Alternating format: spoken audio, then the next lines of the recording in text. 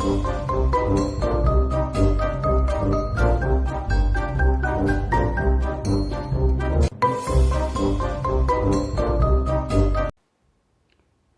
Morning students, आप सबका नए सेशन में न्यू क्लास 9 में बहुत बहुत स्वागत है।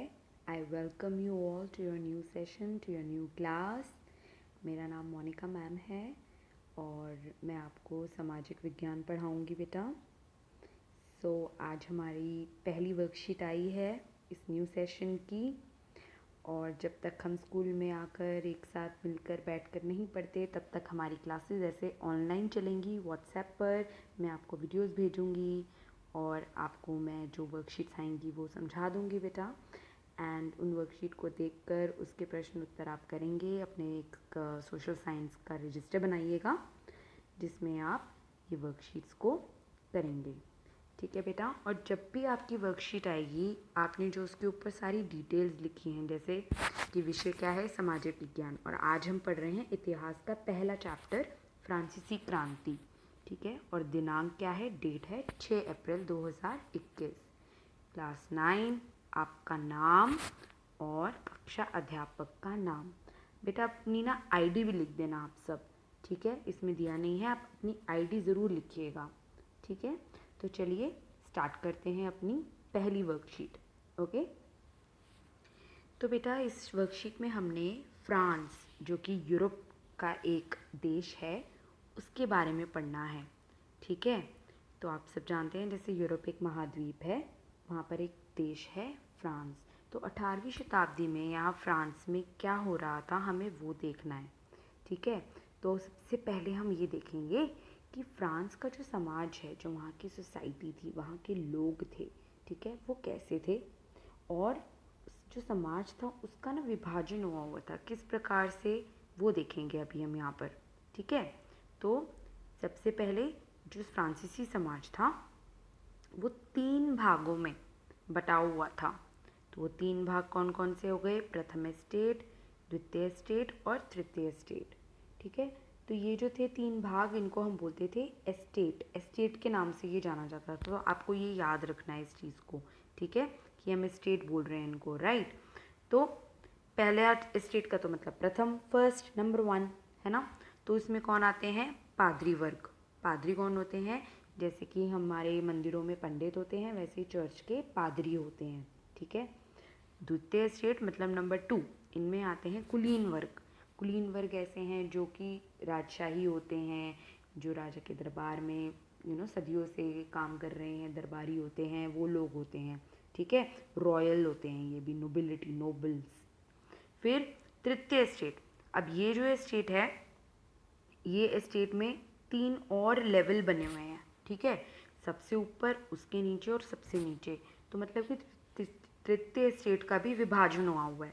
तो सबसे पहले क्या देखते हैं हम, क्या है विभाजन में, इसमें बड़े व्यवसायी, अदालती, वकील, ऐसे लोग आते हैं, मतलब बड़े बिजनेसमैन। फिर आते हैं आपके सेकंड नंबर पे किसान और कारीगर, और सबसे नीचे आते हैं श्रेणी में छोटे किसान, भूमिहीन मजदूर और नौकर, ठीक है। ऐसे लोग जिनके पास खुद की अपनी भूमि नहीं है, किसी और की भूमि पर काम करते हैं, वो लोग आते हैं। तो अब आप देख रहे हैं कि बड़े व्यवसायी, किसान, कारीगर, सबसे नीचे छोटे किसान, भूमिहीन मजदूर। तो आपको लग ही रहा होगा कि सबसे ज़्यादा बुरी हालत जो है समाज में इन लोगों की होती होगी, है ना। क्योंकि ये दोनों तो प्रथम और द्वितीय स्टेट तो भाई सबसे अलग, क्योंकि ये सबसे ऊपर हैं ये श्रेणी में, समाज में, और फिर नीचे आते तृतीय स्टेट। अभी हम आगे देखेंगे कि इन तीनों का थोड़ा सा डिफरेंस क्या था, ठीक है। तो अभी हम नेक्स्ट आ जाते हैं इस वाले जो डायग्राम में, जो बहुत ही ईजी सा है। इसमें क्या बताया है वो देखेंगे बेटा। इसमें बताया है जो फ्रांस है, 18वीं सदी का फ्रांस, उसमें सामाजिक और आर्थिक स्थिति क्या थी फ्रांस की, ठीक है। वहाँ का समाज कैसा था, वहाँ की आर्थिक स्थिति क्या थी उस समय में। तो हम देखेंगे सबसे पहले, जैसे हमने पढ़ा हुआ है ना भारत के संदर्भ में, मुगल वंश के राजा थे अकबर, शाहजहाँ। ऐसे ही फ्रांस में जो राजा थे ना, उनको बोलते हैं हम बूरबा वंश के, ठीक है। जैसे कि ये, ठीक है, बूरबा राजा, ये आलिशान जीवन जीते थे, खूब पैसा खर्चते थे अपने ऊपर, और इसके कारण क्या हो गया, उनका जो राजकोष है वो खाली हो गया, बैंक उनका, उनकी जहाँ सारी जमा होती है पैसे, वो सब खाली हो गया। ठीक है, खाली हो गया। अब क्या हो रहा है, साथ ही साथ इस समय में फ्रांस में लगातार युद्ध हो रहे हैं। ठीक है, इतने युद्ध हो रहे थे, युद्ध में बहुत पैसा खर्च होता है, तो 10 से 12 अरब लिवरे का कर्ज हो गया फ्रांस पे। जैसे भारत में रुपए होती है ना हमारी करेंसी, हमारी मुद्रा, वैसे फ्रांस में थी लिवरे। ठीक है, अब हमें ये भी पता है इतने पैसा खर्च हो गया, राजाओं ने भी पैसा खर्च कर दिया, तो जो खाने वाने हैं उसके जो दाम है वो कहाँ जाएंगे, आसमान छुएंगे। तो अनाज के जो दाम है उनमें बेतहाशा बढ़ोतरी हो गई, जिसकी वजह से जीविका संकट हो गया फ्रांस में, मतलब लोगों के जीने के वांदे पड़ गए। साथ ही साथ एक चीज़ और, उस समय में जो सारा जो कर होता है ना, टैक्स, वो कौन देता है फ्रांस में, वो सारा कर जो था वो तृतीय एस्टेट देता है फ्रांस में। मतलब कि तृतीय एस्टेट के सब लोग जो थे वो समाज में सबसे ज़्यादा कर देते थे। लेकिन एक चीज़ और है, इतनी सारी आबादी है जो फ्रांस की, उसका जो 90% हिस्सा है वो किसान थे।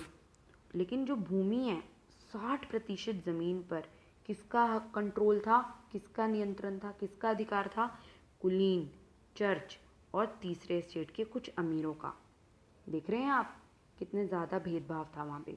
ठीक है, साथ ही साथ समाज में पहले और दूसरे वर्ग के लोगों को जन्म से विशेष अधिकार प्राप्त थे और उन्हें टैक्स नहीं देना पड़ता था। टैक्स का सारा भार तृतीय स्टेट पर आता था। समझ गए? तो प्रथम और द्वितीय स्टेट विशेष अधिकार एंजॉय करते थे, मस्ती में जीते थे अपनी लाइफ, और सारा टैक्स कर देने का जो भार होता था वो आता था तृतीय स्टेट पर। ठीक है, ये याद रखना, आपने 1 मार्क का क्वेश्चन है ये। अगर मैं अभी आपसे पूछूं तो मुझे आप सब वहीं पे अपने घर बैठे बैठे जवाब दो कि फ्रांसीसी समाज में 18वीं सदी में सबसे ज़्यादा टैक्स देने का भार कौन से स्टेट पर होता था। हाँ, मैंने सुन लिया, आप सब ने तृतीय स्टेट बोला, वेरी गुड। चलिए, हो गया, ये छोटी सी वर्कशीट थी ये। अब हमें क्या देखना है, इसके क्वेश्चन आंसर्स देखेंगे जो बहुत ही ईजी हैं। मेरे को लगता है मैं आपको नहीं भी बताऊंगी तब भी आप कर लोगे। सबसे पहले तो ये बेटा आज की वर्कशीट के आंसर्स हैं, मैंने आपके लिए लिख दिए हैं। बिल्कुल ऐसे ही लिखिएगा, पॉइंट्स में आंसर करने हैं, हमने सामाजिक विज्ञान में जब भी करना है। ठीक है, पहले प्रश्न का उत्तर है, 18वीं सदी के उत्तरार्ध में फ्रांसीसी समाज 3 भागों में विभाजित था, प्रथम स्टेट, द्वितीय स्टेट और तृतीय स्टेट। ऐसे ही एक के नीचे एक लिखिएगा। प्रश्न 2, पादरी वर्ग समाज के किस स्टेट में आते थे, तो इसका उत्तर है पादरी वर्ग समाज के प्रथम स्टेट में आते थे। क्वेश्चन 3, किन वर्गीय स्टेट के लोगों को जन्म से विशेष अधिकार मिले थे, प्रथम स्टेट और द्वितीय स्टेट के लोगों को जन्म से विशेष अधिकार मिले थे। क्वेश्चन नंबर 4, फ्रांस का राजकोष खाली क्यों हो गया था, उत्तर है इसका, फ्रांस का राजकोष 2 कारणों की वजह से खाली हो गया था। नंबर 1, बूर्बो राजाओं के आलीशान जीवन के कारण फ्रांस का राजकोष खाली हो गया था, और नंबर 2, लगातार युद्धों के कारण फ्रांस पर लगभग 10 से 12 अरब लिवरे का कर्ज हो चुका था।